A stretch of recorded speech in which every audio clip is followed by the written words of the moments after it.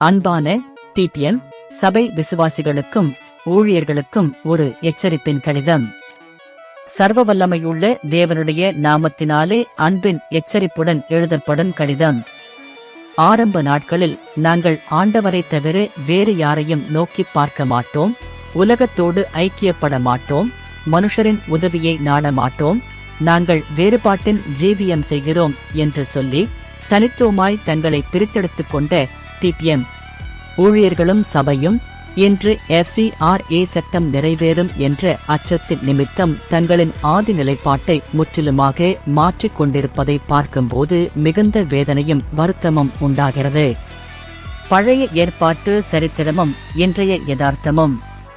பழைய ஏற்பாட்டு காலத்தில் இஸ்ரவேல் ஜனங்கள் இக்கட்டான சூழலை சந்தித்த போது தேவனிடத்தில் திரும்புவதற்கு பதிலாக மனிதர்களின் பலத்தையும் ராஜதந்திரங்களையும் நாடிப்போனார்கள். அதுபோலவே இன்று டிபிஎம் ஊழியர்கள் செய்து வரும் காரியங்கள் வேத எச்சரிப்புக்கு நேராக விரல் நீட்டுகின்றன. 1. ஆகாத் ராஜாவின் தவறு, மனிதர்களை நம்பி ஓடியது. பழைய ஏற்பாட்டில் சிரியா மற்றும் இஸ்ரவேல் படைகள் தன்னை சூழ்ந்தபோது பயந்து போன ஆகாத் ராஜா தேவனை நம்புவதை விட்டுவிட்டு தன் கஜானாவில் இருந்த சொத்துக்களை எடுத்துக்கொண்டு அசீரியா ராஜாவாகிய தில்காத் பிலேசரிடம் ஓடினான். அவரிடம் போய் அடிபணிந்து கப்பம் கட்டி அவருடைய தயவை வேண்டினான். இன்றைய நிலை. இன்று FCRA சட்டம் வரும் என்று பயந்து பல ஆண்டுகள் நாங்கள் வேறுபாட்டின் ஜீவியம் செய்கிறோம் என்று முழங்கிய டிபிஎம் ஊழியர்கள் தாங்கள் எதை குறை சொன்னார்களோ, எந்த மற்ற ஊழியர்களை எல்லாம் குறை கூறி தள்ளி வைத்தார்களோ, இன்று அதே பல தரப்பட்டு மற்ற ஊழியர்களோடும் உலக ஐக்கியங்களோடும் கைகோர்த்துக் கொண்டார்கள். தங்களுக்கு எப்படியாவது காரியம் வாய்க்க வேண்டும் என்பதற்காக முதலில் முன்னாள் முதல்வர் ஸ்டாலின் அவர்களை சந்தித்து உதவிக்கரம் வேண்டினார்கள். அங்கே தங்களால் முழுமையாக காரியத்தை சாதிக்க முடியாத சூழ்நிலை உருவானதும் தாங்கள் நினைத்ததை எப்படியாவது சாதித்துக் கொண்டு தங்கள் ஊழியத்தின் பலத்தை இன்னும் அதிகமாக கூட்டும்படியாக நேராக மத்திய அமைச்சர் அமித்ஷா அவர்களை நாடிச் சென்று நின்றார்கள். அன்று ஆகாத் ராஜா அசீரியாவிடம் ஓடியது போன்ற அதே இழிவான அரசியல் தந்திரமே இது. 2. எசேக்கியா காலத்து ராஜதந்திரம் எகிப்தின் நிழலில் தஞ்சம் புகுந்தது. அசீரியா பேரரசு யூதாவை முற்றுகையிட்ட போது யூதாவின் தலைவர்கள் பயந்து போய் இரகசியமாக எகிப்து ராஜாவோடு உடன்படிக்கை செய்து கொண்டார்கள். தங்களுக்கு பாதுகாப்பு வேண்டும் என்பதற்காக எகிப்தின் பலத்தையும் இராணுவ பலத்தையும் நம்பி மறைமுகமாக போய் நின்றார்கள். இன்றைய நிலை.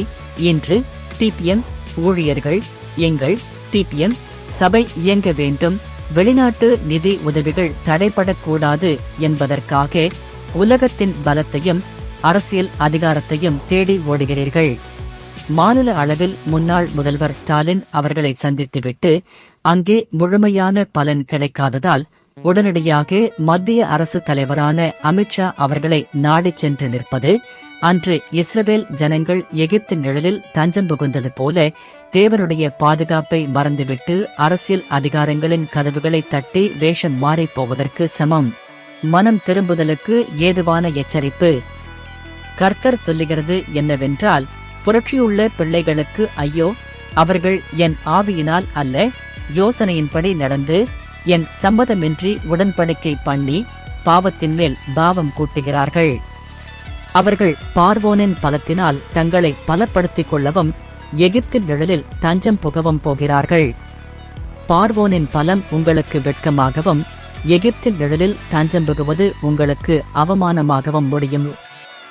ஏசாயா 30:1-3 வரை. இன்று டிபிஎம் சபையும் அதன் ஊழியர்களும் தேவன் மேல் உள்ள பயத்தையும் அவர் மீது வைக்க வேண்டிய முழுமையான நம்பிக்கையையும் முற்றிலும் கைவிட்டுவிட்டு குறை சொன்ன அதே மற்ற ஊழியர்களோடும் கைகோர்த்துக் கொண்டு அரசியல்வாதிகளின் வாசல்களை தேடி ஓடிக்கொண்டிருக்கிறீர்கள்.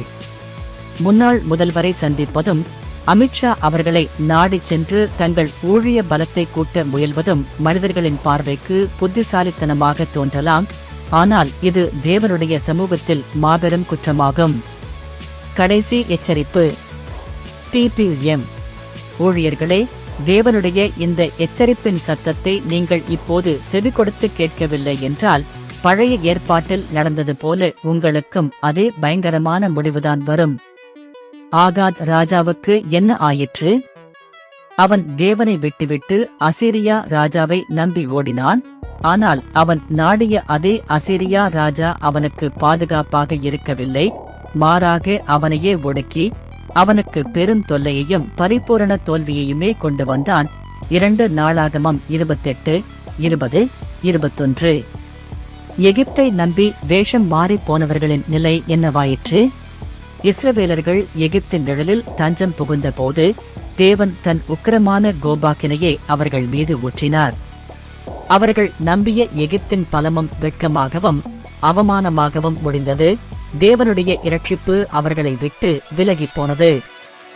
இன்றைக்கு டிபிஎம் ஊழியர்களும் சபையும் தேவனை முழுமையாக நம்புவதை விட்டுவிட்டு தாங்கள் முன்பு குறை சொன்ன மற்ற ஊழியர்களோடும் அரசியல்வாதிகளையும் நாடி வேஷம் மாறி மனித பலத்தை நம்பி ஓடிக்கொண்டிருக்கிறீர்கள். தேவனுடைய இந்த எச்சரிப்பின் சத்தத்தை கேட்டு நீங்கள் உடனடியாக இந்த தீய வழிகளை விட்டு திரும்பாமல் போனால், பழைய ஏற்பாட்டில் அந்த ராஜாக்களுக்கு நேரிட்ட அதே வெட்கமும் அதே நிபந்தனையற்ற அழிவும் அதே தேவனுடைய கோபாக்கினையும் தான் உங்களுக்கும் உறுதியாக தேடி வரும். மனித பயத்தை உதறிவிட்டு உடனடியாக உங்கள் வழிகளை விட்டு திரும்பி ஆண்டவரை தவிர வேறு யாரையும் நோக்கி பார்க்க மாட்டோம், வேறுபாட்டின் ஜீவியம் செய்வோம் என்ற உங்கள் ஆதி விசுவாசத்திற்கு திரும்புங்கள். இல்லையேல் அந்த ராஜாக்களின் கோரமான நிலைமைதான் உங்களுக்கும் ஏற்படும் என்பதை உணர்ந்து தேவனுக்கு பயந்து இன்றே உங்களை சீர்படுத்திக் கொள்ளுங்கள்.